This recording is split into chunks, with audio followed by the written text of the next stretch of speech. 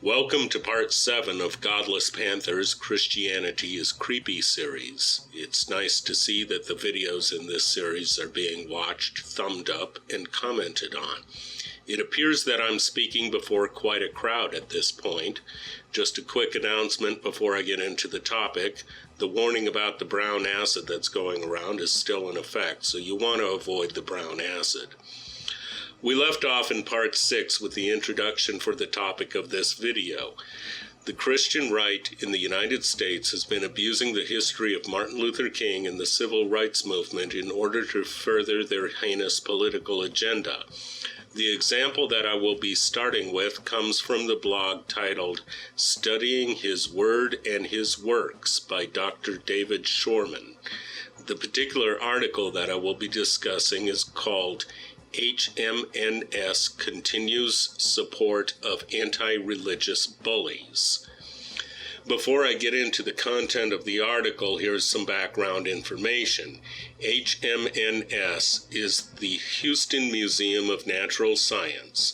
That is the location in which science education advocates staged a conference to counter the Texas Homeschool Coalition Convention in the summer of 2013.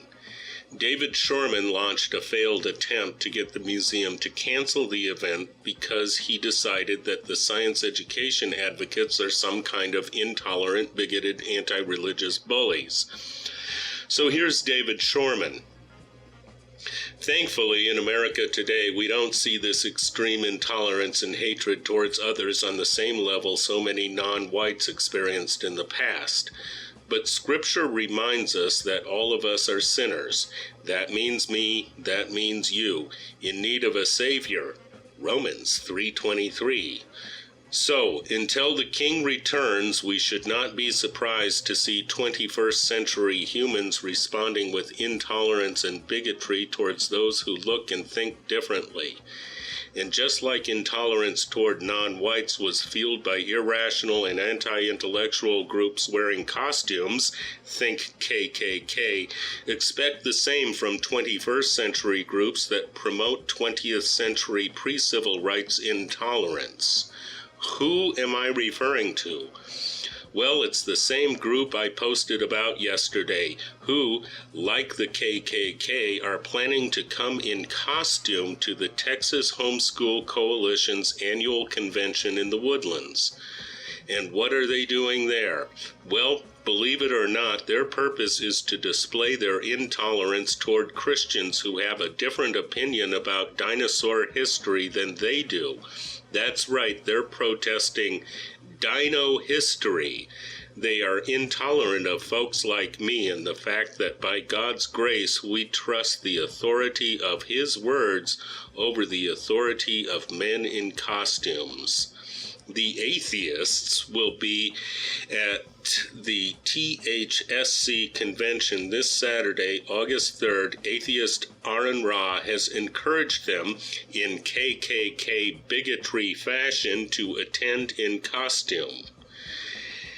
Okay, that's what Shormann wrote. One thing that I've noticed about creationists is their inability to comprehend how analogies work. I have yet to see one of them actually come up with a good analogy which functions even on one level. A good analogy will, of course, function on many levels.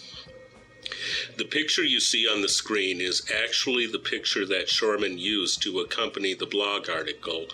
What he is attempting to do is equate or analogize science education advocates with the Ku Klux Klan and his brand of Christians with the victims of violence and oppression akin to that which the civil rights activists of the 1960s were subjected to.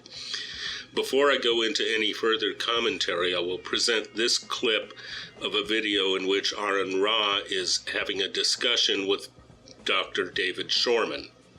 give for it to you an to education do that. and not lie to the kids. That would be a good thing. If you're going to be promoting education, don't lie to the kids. Well, I think that should be then integral. maybe y'all need to go. I think it's y'all that's lying. Okay, we disagree Except there. that I can prove that what I'm saying is actually true, and I can prove that what you're saying is lying. So you said I believe in magic. You said I was a Klansman.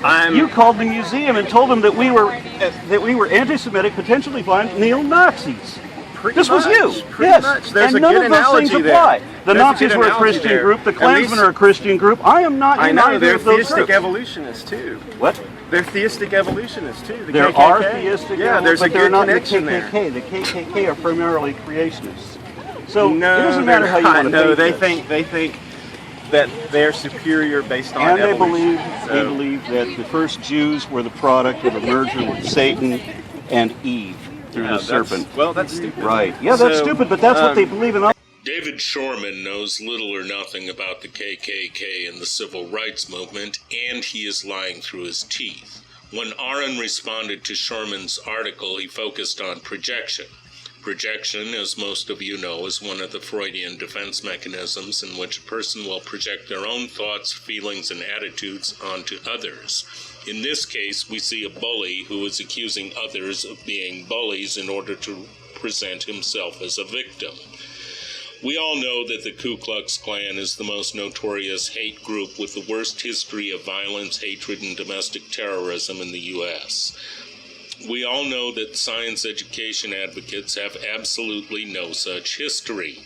David Shormann is writing for and speaking to those who believe what they would like to believe. They will not bother to actually look anything up. They don't have to. They believe what they are told to believe.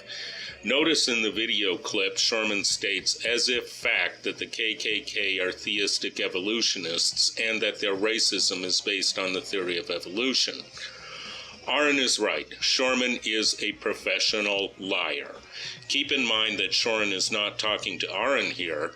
He is not talking to you or me. He is talking to the mindless sheep who will believe whatever he says and not look up the information. The reason they won't look up the information is not that they are too lazy to bother. That may be the case for some of them, but not the majority. Most of them are afraid to look it up because they know on some level that looking up the information will reveal that Shormann is lying. Who is more like the KKK? David Shormann and Ken Ham, or is it Aron Ra and the science education advocates? Let's find out. Shormann stated without reservation that the KKK based their racism on the theory of evolution, and though a Christian group, they are theistic evolutionists. Are they? The official website of the Knights Party USA, this is David Duke's Klan, established in 1956, states, the use of the term evolutionary in the encyclopedia's description of Negro does not mean that we believe in evolution. We do not believe in evolution. Neither do we believe that the Negro race is black because of any so-called curse upon the children of Ham, son of Noah, a once popular theory in many churches. We believe that God created each race as we see it today and that no race evolved from any animal. This is clear. They do not, those words are all caps on the website, believe in evolution. Not only does the KKK reject evolution today, they have rejected it historically. The National Center for Science Education website has an excellent article on the historical aspects of racism connected to creationism. The article is by Randy Moore of the University of Minnesota. It's called Racism and the Public's Perception of Evolution. It's from 2002. The article is well balanced. Under the heading Evolution, Creationism, and Racism, Moore starts out by discussing how science and the theory of evolution have been misused to justify and rationalize racist ideology and attitudes.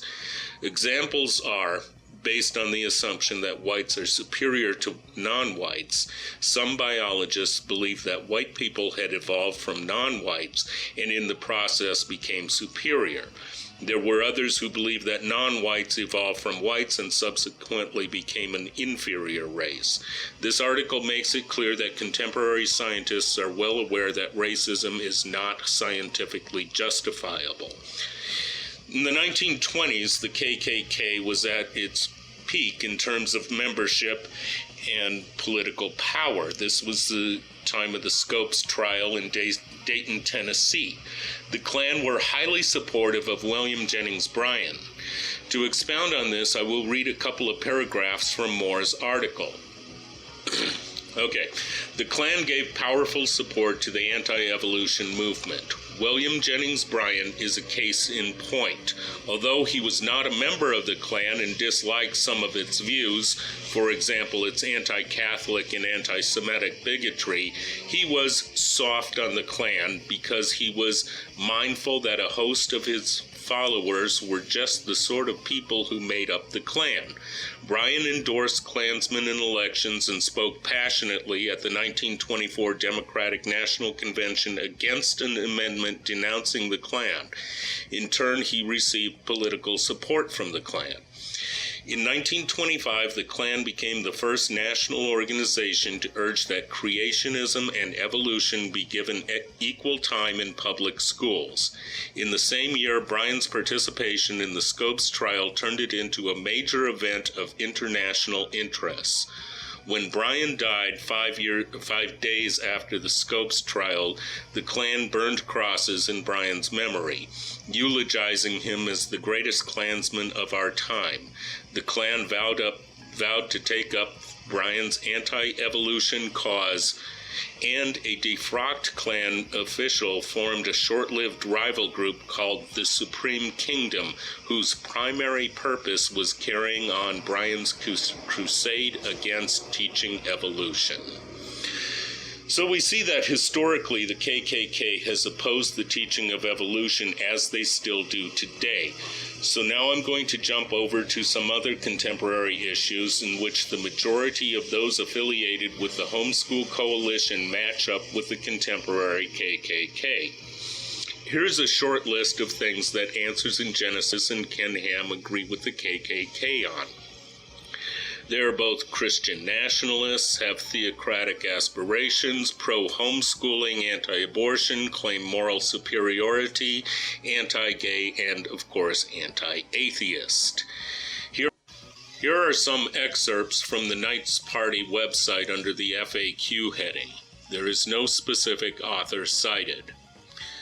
Quote, we share many beliefs with the homeschooling movement, border protection groups, right-to-life groups, traditional marriage groups, small business and agricultural groups, Second Amendment crusades, and those who oppose the international banking cartel. Here's another one. There are a series of exciting and challenging workbooks that educate the young person in the accurate history of America, our beliefs, thinking with a Christian worldview rather than a secular worldview, believing in what the Bible has to say to us, and developing a compassionate response toward his or her white Christian brother or sister. Here I have established that there is quite a bit of ideological overlap between the KKK and the homeschooling movement. To bolster this, let's look at what a textbook from Bob Jones University has to say about the KKK. The Ku Klux Klan in some areas of the country tried to be a means of reform, fighting the decline in morality and using the symbol of the cross. Klan targets were bootleggers, wife-beaters, and immoral movies. In some communities, it achieved a certain respectability as it worked with politicians. That's the United States History for Christian Schools, 3rd edition, Bob Jones University Press, 2001. And remember from part 5 of this series, I quoted a couple of Abeka textbooks. One stated that the African slaves were mostly treated well, and another said something to the effect of God had blessed the African slaves with spiritual freedom through Christianity in order to prepare them for their physical freedom. This is the type of material you will find on KKK websites. Like Ken Ham, the KKK leadership urges parents to homeschool their children or enroll them in private Christian schools. The website for the Texas Homeschool Coalition lists both ABECA and Bob Jones University as useful resources for Christian homeschooling parents.